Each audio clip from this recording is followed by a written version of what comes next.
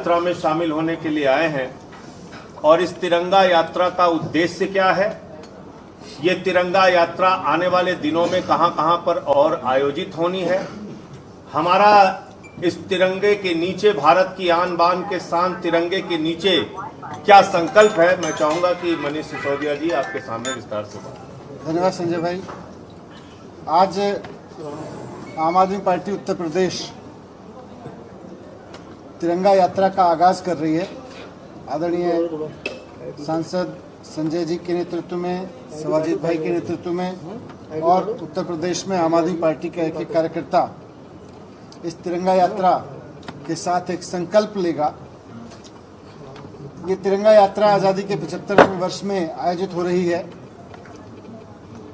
हम सब जानते हैं कि देश के कोने में और दुनिया के कोने में कहीं भी कोई भारतीय खड़ा होता है तो तिरंगे को देख के उसका सीना चौड़ा होता है, तिरंगे को देख के उसके अंदर देशभक्ति जागती है, तिरंगे को देख के उसके अंदर देश के प्रति प्रेम उभर पड़ता है। लेकिन हम तो सब लोग अपने तिरंगे को अपनी आन बान शान मानते हैं, लेकिन 75 वर्ष के आज़ादी के इतिहास में देश की राजनीति ने तिरंगे के लिए वो काम नहीं किया जिससे तिरंगा भी देश की राजनीति पे आन बान शान कर सके। आज हमारी आन बान शान, हमारा तिरंगा हमसे पूछता है कि 75वें साल में उत्तर प्रदेश में ऐसा क्यों हो रहा है कि एक प्रसूता को अस्पताल के बाहर बेड ना मिलने के कारण सड़क पे एक बच्चे को जन्म देना पड़ रहा है। यह तिरंगा हमसे पूछ रहा है।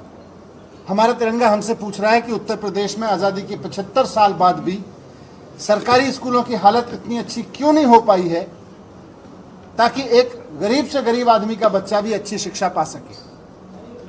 आज 75 साल बाद भी उत्तर प्रदेश में रोजगार की हालत ये क्यों नहीं हो पाई है या शिक्षा का स्तर इतना शानदार क्यों नहीं हो पाया है कि पढ़ने लिखने के बाद एक किसान का, एक मजदूर का, एक आम आदमी का बेटा एक अच्छी नौकरी पा सके। मैं उत्तर प्रदेश में जब आदरणीय मुख्यमंत्री जी ने उत्तर प्रदेश में चुनाव लड़ने का ऐलान किया था तो उस वक्त उत्तर प्रदेश के शिक्षा मंत्री जी ने कहा था कि आप आइए, उत्तर प्रदेश में हमने स्कूल शानदार कर दिए। हमने कहा कि देख लेते हैं। तो मैं लखनऊ पहुंचा तो ना तो वो बहस के लिए आए, और जब मैंने कहा आप बहस के लिए नहीं आए, कोई नहीं, मैं अपने आप जाके, उत्तर प्रदेश तो सबका है, हमारा भी है, मैं लखनऊ में कुछ स्कूल, सरकारी स्कूल जाके देख लेता हूँ। तो पूरा पुलिस बल लगा के उन्होंने मुझे गिरफ्तार कर दिया, आगे नहीं बढ़ने दिया। संजय सिंह जी और हमारी गाड़ी को वहीं रोक दिया और कहा कि आप आज़ाद नहीं हैं, आप जा नहीं सकते।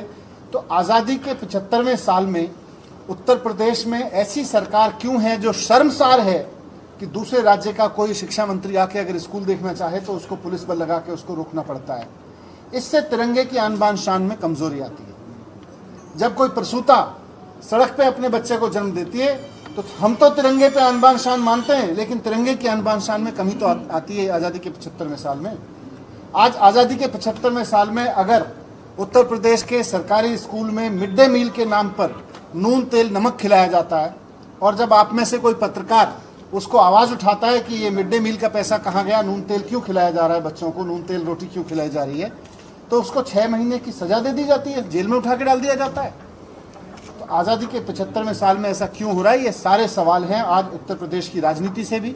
आज उत्तर प्रदेश में एक बहुत ही नाकारा सरकार जो केवल विज्ञापन के दम पे चल रही है, जो केवल प्रशासन के दम पर किसी भी सवाल को कुचलने के दम पे चल रही है। महिलाओं की कोई सुरक्षा नहीं है, युवाओं को कुछ सुरक्षा नहीं है, किसानों के लिए कोई सुरक्षा नहीं है, रोजगार नहीं है, वैसी एक सरकार चल रही है। तो वैसी सरकार को बदलने के लिए और साथ साथ तिरंगे की उस आन बान शान जिसके लिए हमारा तिरंगा हकदार है कि इस तिरंगे के नीचे बैठे हर एक बच्चे को अच्छी शिक्षा मिल सके, इस तिरंगे के नीचे बैठे हुई हर महिला को अच्छी सुरक्षा मिल सके, हर किसान को उसकी फसलों का अच्छा दाम मिल सके, इस तिरंगे के नीचे बैठे हर व्यक्ति को अच्छा इलाज मिल सके, इस संकल्प के साथ हम और हमारी पार्टी के लोग, हमारे आम आदमी पार्टी के उत्तर प्रदेश के तमाम कार्यकर्ता तिरंगा संकल्प यात्रा निकाल रहे हैं और ये संकल्प लेंगे कि हम इस आन बान शान को, इस तिरंगे के नीचे खड़े हुए आम आदमी की आन बान शान को वापस लेके आए। अभी आपको जिला प्रशासन ने तिरंगा यात्रा के लिए दिया नहीं थी क्योंकि उसमें एसपी सिटी की रिपोर्ट का हवाला देते हुए अनुमति निरस्त करने की बात कही गई है। आप तिरंगा यात्रा निकालने की बात कर रहे हैं तो क्या स्थिति है? जी बताएंगे कि अभी शायद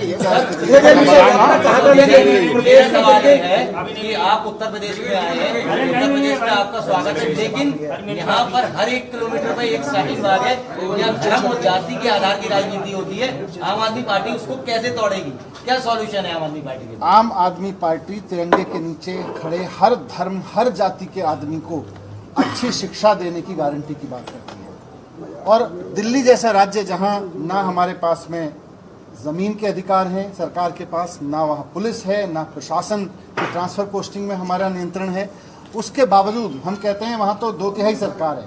उस 2/3 सरकार के बावजूद अगर 5 साल के अंदर अंदर दिल्ली के सरकारी स्कूल इतने अच्छे हो सकते हैं कि वहाँ एक मजदूर का, एक किसान का, एक प्रेस वाले का बेटा जाके IIT में जाके एरोस्पेस इंजीनियरिंग की पढ़ाई कर रहा है, तो उत्तर प्रदेश में क्यों नहीं हो सकते?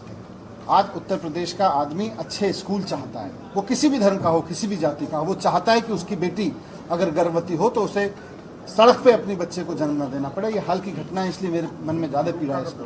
सर, आम आदमी पार्टी इस बार इंडिपेंडेंट चुनाव लड़ेगी या किसी गठबंधन रहेगा? अभी हम 403 सीटों पर तिरंगा यात्रा की तैयारी कर रहे हैं, हम अपना संगठन बना रहे हैं और इस बारे में जो भी अपडेट होता रहेगा। यूपी में अगर आपकी सपा से गठबंधन की क्या स्थिति है? समाजवादी पार्टी से गठबंधन की क्या स्थिति है? दिल्ली की तरह बिजली मुफ्त और पानी का यहाँ भी होगा, किस तरह से आप? मेरा यही सवाल है कि इतनी ताकतवर सरकार जो प्रशासन के दम पर, पुलिस के दम पर कुछ भी कर सकती है, वो उत्तर प्रदेश के लोगों को फ्री बिजली क्यों नहीं दे पा रही है? इतनी महंगी बिजली क्यों? लेकिन मनीष जी, दिल्ली की जनसंख्या में यूपी जनसंख्या कंपेयर करें तो यूपी की जनसंख्या ज्यादा है। तो यूपी के उसके बजट में भी फर्क है। तो क्या उत्तर प्रदेश की सरकार ये मानती है, जो वर्तमान सरकार है, कि वो बड़ी जनसंख्या वाले राज्य को कैपेबल की सत्ता चलाने में कैपेबल है? क्या बड़ी संख्या वाले राज्यों की गलती है लोगों की कि उनको उनकी चुनी हुई सरकार उनको अच्छी शिक्षा, अच्छी स्वास्थ्य व्यवस्था नहीं दे सकती? आपने ही बोला कि बिजली मुफ्त देंगे, क्या उत्तर प्रदेश के एजेंडे में रहेगा ये? अभी जब चुनावी रणनीति आगे बनेगी तो आपके सामने सब चीजों का ऐलान करेंगे। आज हम तिरंगा यात्रा की बात यादव के साथ अलायंस हो सकता है आम आदमी पार्टी का 2022 के चुनाव में? अगर हो सकेगा तो आपके सामने बात रखेंगे। 2022 का चुनावी एजेंडा क्या है आम आदमी पार्टी का उत्तर प्रदेश में, ये जरूर बताइए। चुनावी एजेंडा हमारा ये है कि उत्तर प्रदेश में इस तिरंगे के नीचे खड़े हुए हर एक व्यक्ति को इस बात की गारंटी सरकार को देनी चाहिए कि हम आपके बच्चे को शानदार शिक्षा देंगे, irrespective of your financial position, आपकी धर्म, जाति, आर्थिक स्थिति जो भी हो, हम आपके बच्चे को अच्छी शिक्षा देंगे, हम आपके परिवार को अच्छा इलाज देंगे, सुरक्षा देंगे, किसानों को फसल की, तो ये सारा है। और इसी तिरंगे की आन बान शान को लाने के लिए आज हम तिरंगा यात्रा की। एक सवाल और आपसे, जिस तरीके से दिल्ली के अंदर दंगे हुए, एक सवाल और है आपसे। दिल्ली में जिस तरीके से दंगे हुए, उस तरीके से क्या उत्तर प्रदेश में क्या उम्मीद करते हैं?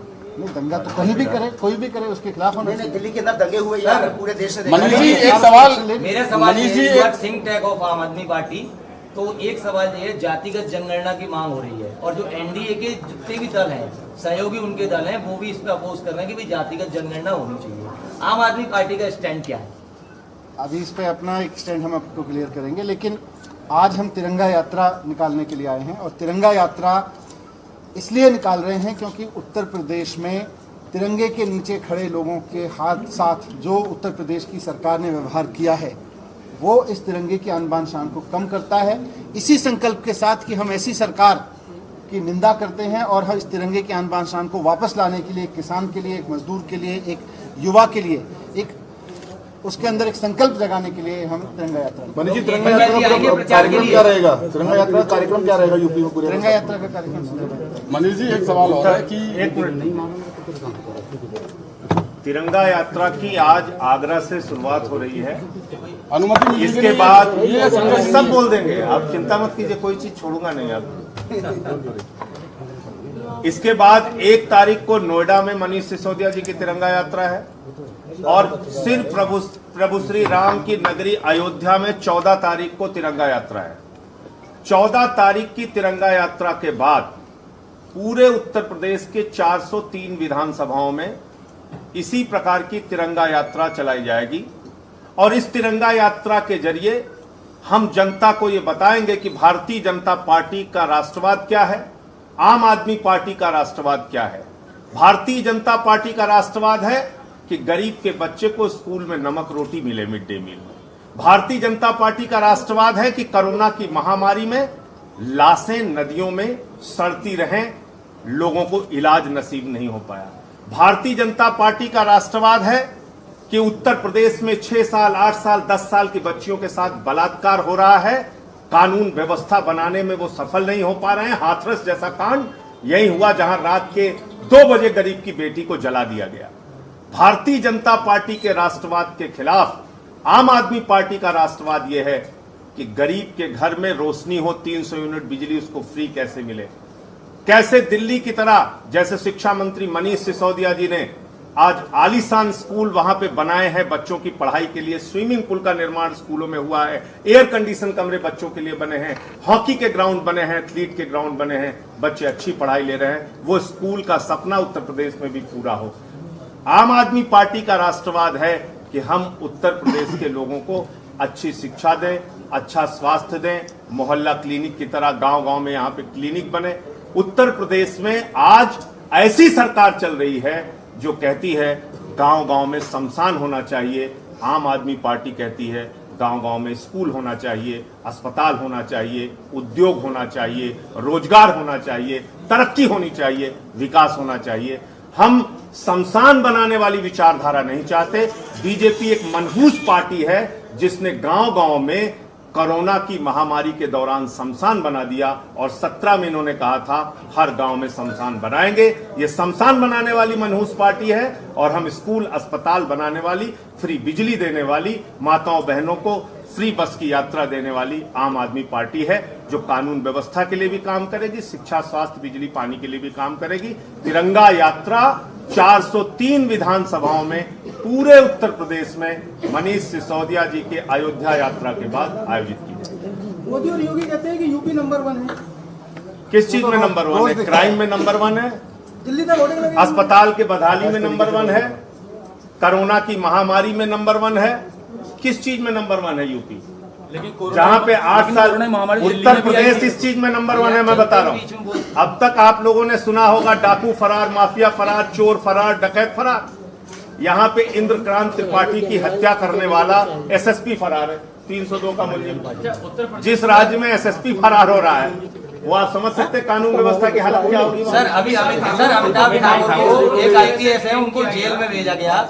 आप क्या मानते हैं? देखिए, हम कड़े शब्दों में भर्त्सना करते हैं और एक पूर्व आईजी को इस प्रकार से आतंकवादियों की तरह गिरफ्तार करना पूरी तरह गलत है और हम इसकी भर्त्सना करते हैं। एफआईआर लिख दी गई है तो यही काम कर रहे हैं। हमारे मुख्यमंत्री मुकदमा मंत्री हैं। ऑक्सीमीटर और थर्मोमीटर में घोटाला हुआ इस सरकार में, बेसिक शिक्षा मंत्री का घोटाला हुआ इस सरकार में, जल जीवन मिशन में हजारों करोड़ का घोटाला हुआ इस सरकार में। तो पानी चोरी से लेकर चंदा चोरी तक सारा काम तो ये कर रहे हैं। प्रभु श्री राम के नाम पे चंदा चोरी कर रहे हैं लोग। तो इसलिए बदलने की भी बात चल रही है यूपी में, कई शहरों के काम बदलने की जरूरत है। संजय जी अभी आपने कोरोना महामारी की बात करी, लेकिन कोरोना महामारी में तो दिल्ली की स्वास्थ्य सेवाएं भी फेल हुई थी। जब दिल्ली की स्वास्थ्य सेवाएं देश में नंबर 1 अव्वल थी। दिल्ली वो राज्य था जहां पे देश नहीं एशिया का सबसे बड़ा हॉस्पिटल 10,000 बेड का हॉस्पिटल बना। लेकिन दिल्ली वो राज्य था, सुनिए सुन तो लीजिए, आप धैर्य से सुन लीजिए।